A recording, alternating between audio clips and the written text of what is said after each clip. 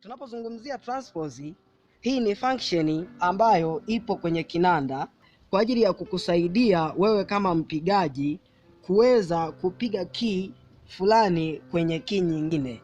Yaani ukitumia hii transpose function inakusaidia kuipiga key ambayo hujajifunza kuipiga ndani ya key nyingine.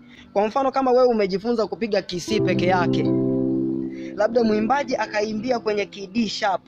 Hii transpose function inakusaidia wewe kuihamisha hii D sharp uihamishie kwenye key C. Labda tuchukulie kwamba mimi D sharp sijajifunza kabisa, sijui kupiga, na key peke yake inayoweza kuipiga ni key C peke yake. Kwa ninachokifanya na ihamisha hii D sharp isikike ikiwa inapigiwa kwenye key C. Hasa jinsi ya kuhamisha ni rahisi tu. Unahesabu kutoka key ambayo wewe unataka kupigia kwenda kwenye key ambayo mwimbaji anaimbia. Kama anaimbia kulia kwako, maana yake utahesabu kwenda kujumlisha. Kama anaimbia kushoto kwako, mwaki ulioizoea wewe, maana yake utatoa. Na ndio maana hapa kwenye transpose function hapa kuna vibonyezo viwili. Kuna kibonyezo cha kutoa na kuna kibonyezo cha kujumlisha. Kwa hiyo kama mwimbaji anaimbia key ambayo iko mbele na key C, sisi tutajumlisha kwenda kuifuata iliko mbele. Lakini kama mwimbaji anaimbia nyuma, yani huku kushoto mwa key C, tutatoa kumrudia alipo. Kwa mfano labda wewe umeshika key C, lakini kwenye key C unatamani isikike key F. Kutoka key C kwenda key F kuna batani ngapi hapa katikati? Kuna batani ya kwanza, ya pili, ya tatu, ya nne, ya tano.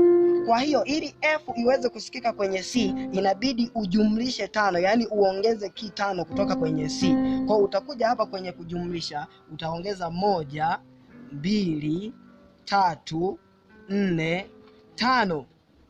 Kwa hiyo ukija kuishika tena C, haitasikika kama key C, haitasikika kama key C, itasikika kama key F kwa sababu umetranspose 5. Ukitaka kuzitoa transpose unabonyeza hivi vibonyezo vyote viwili kwa pamoja. Ukibonyeza kwa pamoja transpose zote zinatoka. Tuchukulie mfano mwingine kwamba wewe unapigia labda kwenye key F. Unapigia kwenye key F lakini unatamani isisikike key F, isikike labda key D sharp. Hii hapa D sharp. Kutoka hapa kwenye key F kurudi D sharp kuna half step 1, 2. Yani kutoka F kurudi D sharp kuna half step 1, 2. Kwa hiyo ili uweze kuihamisha D sharp kuihamishia kwenye F, maana yake utahamisha utabonyeza 1 kwamba hapo nimerudi E, utabonyeza tena 2 hapo nimerudi D sharp. Kwa hiyo badala ya kusikika F, ukiishika F itasikika D sharp. Wewe unapiga key G, labda unapiga key G lakini unatamani kwenye hiyo key G isikike labda isikike key B. Kutoka kwenye key G unatamani isikike key B. Kwa unahesabu tu kwamba kutoka G kwenda B kuna half step 1, 2, 3, 4. Kwa hiyo utakuja hapa kwenye transpose utaongeza 1, 2, 3, 4.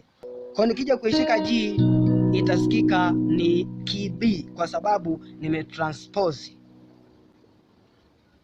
Ushauri ni kwamba unapo transpose hakikisha transpose yako haizidi 6 au -6. Yani kwa mfano kama unatumia hii button ya kutoa hii, ukitranspose hakikisha transpose zako hazizidi -6 ukiwa unatumia hii button ya kutoa.